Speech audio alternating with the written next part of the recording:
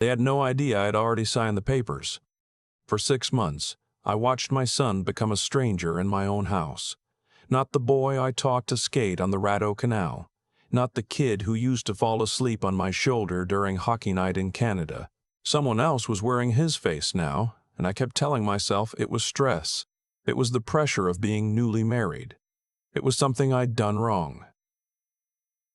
That's what fathers do. We blame ourselves first. My name is Malcolm. I'm 67 years old. I spent 31 years as a civil engineer with the city of Ottawa, and I built things that outlasted marriages, friendships, and, apparently, my own son's gratitude. I retired 4 years ago with a good pension, a modest RRSP, and a 4-bedroom house on a quiet street in Barrhaven that my late wife Sandra and I bought back in 1998 for $240,000. The neighbors still wave. The maple out front still turns the most extraordinary red every October. Sandra used to photograph it every year without fail. She passed away 3 years ago. Breast cancer, stage 3.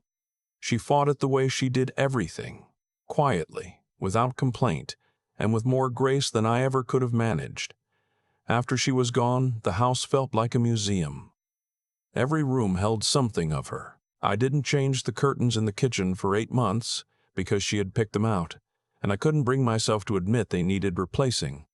Our son moved back home about 14 months after his mother died. He'd been living in a 1-bedroom apartment in Kanata with his girlfriend, the woman who is now his wife. He told me the rent had gone up again and they were trying to save for a wedding. I said, of course. Come home. There's more than enough room. I meant it genuinely. The house was too quiet, and I was glad for the company. Her name is Fiona. I want to be fair about this. She was pleasant enough in the beginning. She helped set the table without being asked. She remembered to take her shoes off at the door. She laughed at my jokes, which Sandra always said were terrible, but told with commitment. I thought we were going to be fine. The wedding was last May. Small ceremony at a venue in Stittsville, maybe 70 guests, a buffet dinner, a DJ who played far too much Ed Sheeran. I paid for a significant portion of it, $6,500. I wrote the check without hesitation because Sandra would have wanted that, and because my son looked happier that day than I'd seen him in years. They moved into the master bedroom when they came back from the honeymoon. I didn't think much of it at the time. The master has an ensuite, and it made sense for a married couple. I moved to the 2nd bedroom, which was fine. It has a good window facing east, and I like waking up with the light. But then things started shifting. Slowly at first, the way ice moves in a river. You don't notice until something cracks. Fiona began to refer to the house as our home. Not in a warm, inclusive way. In a proprietary way. She'd say things like, "We're going to repaint the living room," and not ask. She rearranged the kitchen cupboards while I was visiting my brother in Kingston, and when I came back, I couldn't find my own coffee mugs. She had put Sandra's mixing bowls in a box in the basement because they didn't match the aesthetic. I said nothing. I told myself this was an adjustment period. Young people need to feel ownership over their space. My son said nothing either. He nodded along to whatever she said. I watched him do it again and again. Fiona would make a statement, he would nod, and the matter was considered closed. I didn't recognize this version of him. The boy I raised had opinions. He used to argue with me about the senators for hours. Now he deferred to his wife on everything from what to cook for Sunday dinner to whether the living room lamp was too warm. In November, Fiona announced she wanted to convert one of the upstairs bedrooms into a home office. She worked remotely for a marketing firm in Toronto, and she needed a dedicated space, she said. I agreed immediately. There were 4 bedrooms total.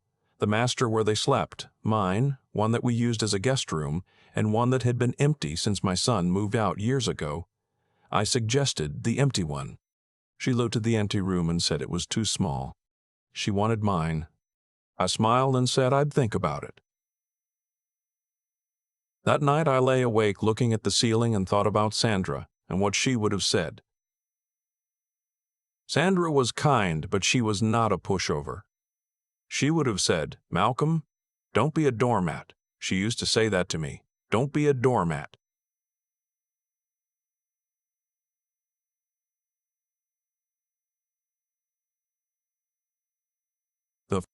I went to the guest room and measured it. 11 by 12 feet, a perfectly reasonable office. I made a note on my phone and said nothing more about it. 2 weeks later, on a Friday evening in December, my son came home from work and we sat down to dinner. Fiona had made pasta.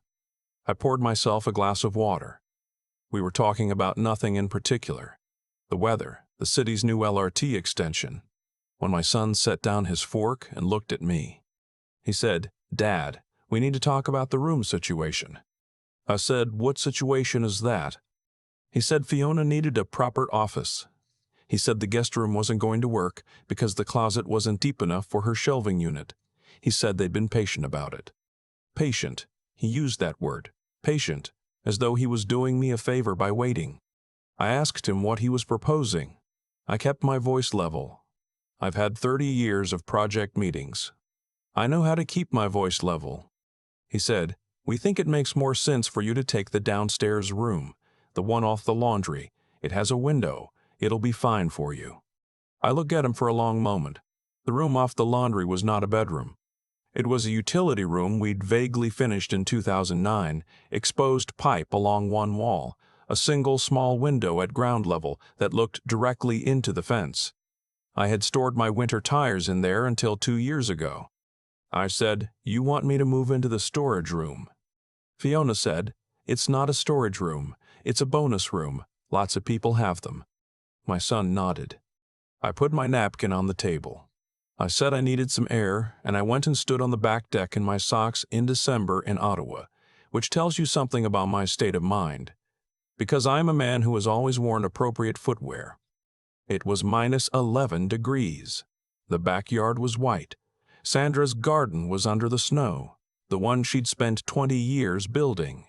The raised beds, the lilac bush she'd planted from a cutting her mother gave her, the stone path she'd laid herself over 2 summers. I thought about leaving. Not the house. I mean walking away from the whole thing, selling, taking the money, buying a condo somewhere and being done with it. But this was Sandra's house too. Her curtains were still on the windows. Her lilac was still in the yard, and I had not yet become a man who abandons things he loves. I went inside. I said goodnight. I went upstairs to my room, and I called my old friend Peter, who is a retired family law notary, and I told him what was happening. He listened without interrupting. When I finished, he was quiet for a moment, and then he said, "Malcolm, do you know what your house is worth right now?" I had a rough idea. The market in Ottawa had done extraordinary things in recent years. I said, 850, maybe 900. He said, "Talk to a real estate lawyer first thing Monday, and in the meantime, don't agree to anything." I didn't sleep well that night, but I knew what I was going to do. I want to explain something about the house, because it matters. When Sandra and I bought it in 1998, we put both names on the title, as most couples do. When Sandra passed, her half transferred to me through the estate. The house was paid off by then. We made extra payments every year, one of Sandra's firm beliefs about financial security. So the house was mine, free and clear, registered in my name alone. My son knew we'd paid it off. He did not know the current assessed value, and he had never asked, because in his mind this was still just Dad's house, familiar, and therefore somehow not quite real. He did not know that I had quietly requested a property assessment in October when I first started feeling uneasy about the direction things were going. He did not know that I had visited a realtor in November. He did not know that on December 2nd, 12 days before the dinner conversation about the utility room, I had listed the house for sale as a private sale with a 60-day conditional period, pending my relocation arrangements. I am a man who reads the warning signs. I spent 30 years watching cracks in bridges and foundations. I know what early-stage structural failure looks like. On Monday morning, while my son was at work and Fiona was on a call with her Toronto colleagues, I drove to Elgin Street and met with my real estate lawyer. We reviewed the listing. We talked through the timeline. I had already been in contact with a builder in Almonte, a small town about 45 minutes west of Ottawa along the Mississippi River, the kind of place Sandra had always said she wanted to retire to. There was a small bungalow on a lot overlooking the water, new build, 2 bedrooms, radiant floor heating, a sunroom on the south side. The builder was a man I'd worked with professionally 20 years ago. He gave me a fair price. I put the deposit down in cash on December 9th. Back at the house, nothing changed on the surface. I was pleasant at dinner. I said good morning in the hallway. I helped carry groceries from the car. I am not a man who creates scenes, but I did begin to pay closer attention. Fiona made a phone call one afternoon in January that I overheard from the kitchen. I wasn't eavesdropping. I had come downstairs for tea, and she was in the living room, not bothering to lower her voice. She was talking to someone, a sister, I think, and she said, clear as anything, once we get him sorted into the downstairs, we'll have the whole upstairs to ourselves. And honestly, the place is big enough that it won't be awkward, and when we eventually sell, we split it with him whatever the will says. I stood very still in the kitchen. Whatever the will says. She was already thinking about what she'd inherit. She had never once asked me about my plans, my wishes, my health. She had never once asked whether I was lonely since Sandra. She was calculating, and she wasn't even being subtle about it, because it had never occurred to her that I might be paying attention. I set the kettle on. I drank my tea. I said nothing. The following week, I noticed that a charge had appeared on the joint account I had foolishly set up with my son 2 years ago to help with household expenses. I had contributed $1,500 a month to that account to cover groceries, utilities, and general household costs. The charge was for $1,200 at a furniture store in Nepean. I looked it up. The store specialized in home office equipment. Fiona had bought herself a desk. Using household money I had put in to cover shared expenses. I called my bank that afternoon and removed myself from the joint account. I had the branch manager process it quietly and quickly, and I gave my son's account 2 weeks' worth of the standard contribution as a final deposit, which was more than fair. I did not mention it at home. I also called my accountant and had my estate documents reviewed. My son was listed as primary beneficiary of my registered accounts, as he had always been. I made no changes there, but I updated the secondary provisions to be more explicit. I wanted everything in writing, clearly, in language no one could misinterpret later. Sandra had always said, be clear. People hear what they want to hear. Put it in writing. February was cold, the way Ottawa Februaries always are. The kind of cold that is less a temperature than a state of mind. I shoveled the walk every morning. I kept Sandra's bird feeder stocked. Chickadees came every day without fail, and I found that watching them was one of the few things that genuinely settled my mind.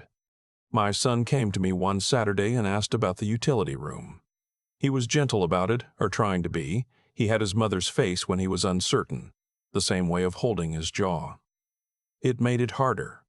He said, Dad, we really do need to sort this out. Fiona's working from the bedroom right now, and it's not great for either of them. I said, I understand. He said, so you'd be okay to move downstairs? I looked at him for a long moment. This boy I had driven to hockey practice at 5:30 in the morning every Saturday for 6 years. This boy I had helped through 2 university applications and a breakup that had genuinely worried me. This boy who had sobbed at his mother's funeral in a way that broke my heart open. I said, I'll have an answer for you by the end of the month. He looked relieved. He should not have looked relieved. The end of February came. The conditional period on my private sale had cleared. The buyers, a young family from Gloucester, had done their inspection, were satisfied, and had signed firm. The closing date was set for April 15th. The bungalow in Almonte was on schedule. My builder sent me photos every 2 weeks. The sunroom framing was up. The radiant heat lines were in. There was a view of the rivers through the back window that made me think of Sandra every time I looked at it. I called my son on the last evening of February and asked him to sit down with me after dinner. Just the 2 of us.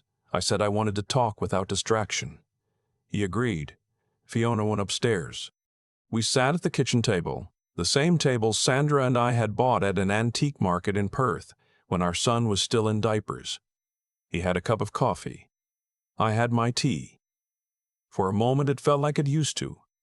Before all of this, just a father and a son in a warm kitchen in winter. I said, "I've made my decision about the house." He nodded and started to say something about the utility room. I said, "I've sold it." He went very still. I told him everything then, calmly, in the order it had happened. The assessment in October, the realtor in November, the deposit in December, the firm sale in February, the new house in Almonte, the closing date of April 15th. He stared at me. He said, "Dad, you can't do that." I said, "I already have. It's my house. It's been my house. Your name has never been on the title." He said, "But we live here." I said, "You do, and you'll have until April 15th to make other arrangements. That's 6 weeks. I'll give you first and last month's deposit as a help toward wherever you land. That's my offer, and I mean it, genuinely." The color had gone out of his face. He said, "Fiona is going to," and then he stopped. I said, "Fiona has been planning what to do with this house since before she knew the numbers. I think you know that, on some level." He didn't answer. That was its own kind of answer. We sat in silence for a while. The fridge hummed. A car went by outside on the street. Eventually I said quietly, "I loved your mother every day for 38 years. I built this life for both of you, and I would have given anything to have you here, anything that was mine to give. But I'm not going to be moved into a room off the laundry in my own house and wait quietly until someone decides what I'm worth." My son put his face in his hands. He stayed like that for a long time. I didn't rush him. When he looked up, his eyes were wet. He said, "I'm sorry, Dad. I don't know when I stopped. I don't know how I let it get like this." I believed him. I still do. I said, "That's between you and your marriage. But I need you to understand that the apology and the house are two separate things. The house is sold." He nodded slowly. On April 15th, I handed the keys to the family from Gloucester. The young mother was holding a toddler on her hip. She looked at the maple out front and said it was beautiful.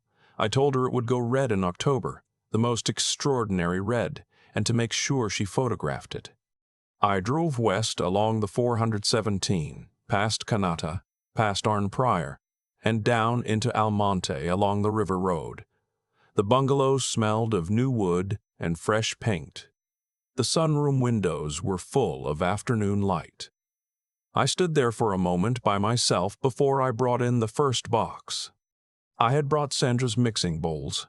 I'd found them in the basement where Fiona had stored them, and I'd packed them myself, carefully, in newspaper. I put them on the counter in the new kitchen. The light came through the window and caught them just right. I stood there, 67 years old, in a house I had chosen entirely for myself. And for the first time in longer than I could remember, the quiet felt like something I had earned, rather than something I was simply enduring. My son calls every Sunday now. We talk about hockey. We talk about the drive out. He says Almonte is farther than he thought. He came out last month with a bottle of scotch, and we sat on the back deck and watched the river go by. Fiona was not with him. He didn't explain why, and I didn't ask. Some things are better understood without being said aloud. The chickadees found the new feeder within 4 days of me hanging it. Sandra always said they were the most reliably sensible birds. I think she was right. I think she was right about most things. I think about that December night a lot, standing on the back deck in my socks at -11, looking at Sandra's garden under the snow. There was no dramatic moment of clarity, no voice telling me what to do, just a man in the cold, realizing that the life he'd built was being quietly dismantled around him and that no one was going to stop it except himself. What I've come to understand is that what happened in that house was never really about a room.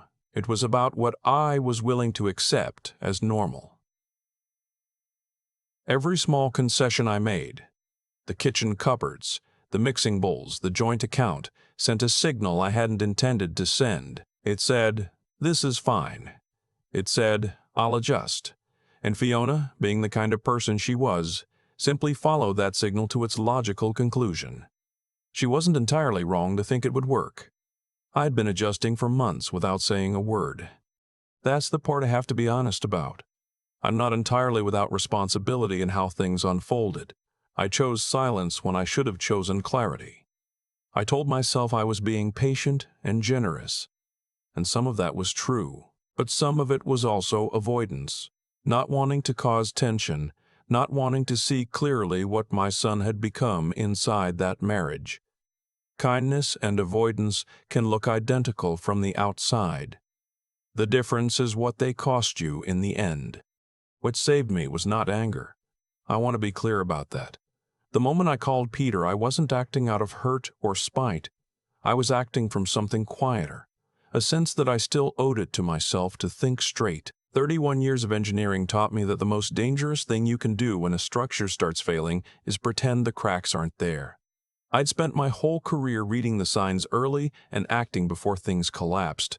I had to do the same for my own life. I also had to be honest about what I knew and what I'd been avoiding knowing. Fiona's phone call, the one about whatever the will says, wasn't a surprise, not really.